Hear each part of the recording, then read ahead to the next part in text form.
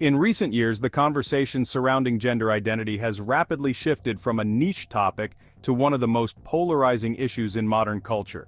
Joe Rogan's discussion with Matt Walsh on the Joe Rogan Experience podcast sheds light on some of the most pressing aspects of this ongoing debate. Walsh's viral documentary has ignited conversations nationwide, pushing back against what many perceive as an incoherent and dangerous ideology. Here, we explore the broader implications of this debate on gender identity, societal norms, and the role of culture in shaping the way we understand ourselves and others. Matt Walsh's documentary seeks to explore one fundamental question that has seemingly become elusive in today's world: what defines a woman? The film, Walsh explains, was born out of years of observing how mainstream culture increasingly embraces gender fluidity without offering a coherent definition of what constitutes a woman or a man. Walsh highlights that for many proponents of gender ideology, the answer is simply, a woman is someone who identifies as a woman. This circular definition, Walsh argues, leads to a broader problem. If there's no clear understanding of the term woman, what does gender itself mean? Walsh's approach in the documentary is simple yet profound. By asking basic questions and allowing gender activists and advocates to explain their viewpoints without pushback, he exposes what he views as the inherent contradictions in their arguments. Rogan praises this method, noting that Walsh effectively allows people to let all the crazy out by giving them the space to explain their positions.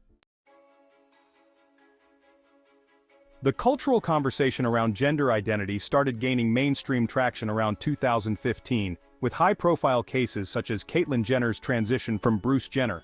This moment marked a pivotal shift in how gender was discussed, not just in media but across social and political spheres. Walsh reflects on this era as the moment when the concept of gender fluidity became a dominant narrative. Before this, society operated under clear definitions of male and female based on biological sex. However, today, those definitions are increasingly blurred. Gender activists argue that gender is not tied to biological sex but rather is a social construct that individuals can define for themselves. This shift, according to Walsh and Rogan, has led to confusion, especially when gender identity is imposed on young children or in public policies. The debate has expanded into broader societal discussions, from allowing individuals to use bathrooms based on their gender identity to competing in sports as their chosen gender. One of the key concerns raised by Walsh is that gender ideology undermines fundamental truths about biology and identity. Rogan and Walsh discuss the implications of this shift on children, particularly those who are encouraged to transition or explore different gender identities at a young age. The conversation touches on the emotional and psychological pressure that parents and children face, with many being told that failing to affirm a child's gender identity could lead to severe consequences, including mental health issues or even suicide. Rogan and Walsh are particularly critical of how this ideology is being institutionalized, especially in educational and medical systems. For instance, some schools and clinics now offer puberty blockers or hormone treatments to children as young as 15 without parental consent. Walsh calls this an experiment on children that has no long-term data to support it. Both agree that this shift in medical practice is profit-driven, with many healthcare providers benefiting financially from the increase in gender-affirming treatments and surgeries. Gender as a social contagion. One of the more contentious points of the discussion is the idea that gender identity issues are, in part, a social contagion. Walsh points to the significant increase in adolescents, particularly young girls, identifying as transgender or non-binary in recent years. He argues that this rise is not a reflection of more individuals feeling comfortable expressing their true identities, as activists claim, but rather a result of social and cultural influence. Rogan agrees, noting that peer pressure, social media, and a desire to belong to a unique or marginalized group may be driving many young people to question their gender. This phenomenon, Walsh says, is especially harmful to young girls who may be going through a phase of confusion but are led to believe that they need to transition to alleviate their distress. Rogan and Walsh both express concern about the long-term implications of encouraging children to make irreversible decisions, such as undergoing surgery or hormone treatments, at a time when their cognitive and emotional maturity is still developing. The pushback against the ideology.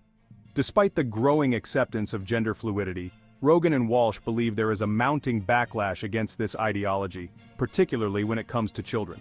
More parents, doctors, and even detransitioners, individuals who have undergone a gender transition and later reversed it, are speaking out against the rush to affirm children's gender identities without fully understanding the consequences. Walsh shares stories of detransitioners who regret the life-altering decisions they made at a young age, often influenced by the adults around them. He argues that these voices are crucial to the conversation but are frequently silenced or dismissed by activists who don't want to acknowledge the potential harms of transitioning. A broader cultural issue. At its core, the debate over gender identity is about more than just the individuals who identify as transgender or non-binary. It touches on deeper questions about truth, reality, and the nature of human identity. Walsh contends that the push to accept fluid definitions of gender is part of a larger assault on objective truth. If society can't agree on something as fundamental as the difference between men and women, he argues, it opens the door for further relativism in other areas of life. Rogan and Walsh conclude that while the gender ideology movement may have started with good intentions, promoting inclusivity and acceptance, it has gone too far. They call for a return to common sense, where biological realities are acknowledged, and where children are protected from making irreversible decisions that could affect their lives forever. So we ask, where do we go from here? As this cultural debate continues to evolve, it's clear that the conversation surrounding gender identity is far from over. Joe Rogan and Matt Walsh's discussion offers a critical look at the implications of gender ideology, not only for individuals, but for society as a whole. The key takeaway from their exchange is the need for open, honest, and most importantly, informed dialogue on this issue. In a world where children are often the first to be affected by changing social norms, it's essential that we question the long-term consequences of these ideologies. How can we balance compassion and care for those struggling with their identities while protecting the well-being of vulnerable individuals? This is the challenge we face as a society. If there's one thing we can learn from this debate, it's that asking questions, however uncomfortable they may be, is crucial. Whether we agree or disagree with Matt Walsh's viewpoints, the importance of seeking truth and understanding is paramount in navigating these complex issues. Thanks for watching, and as always, stay curious, stay informed, and don't be afraid to question everything.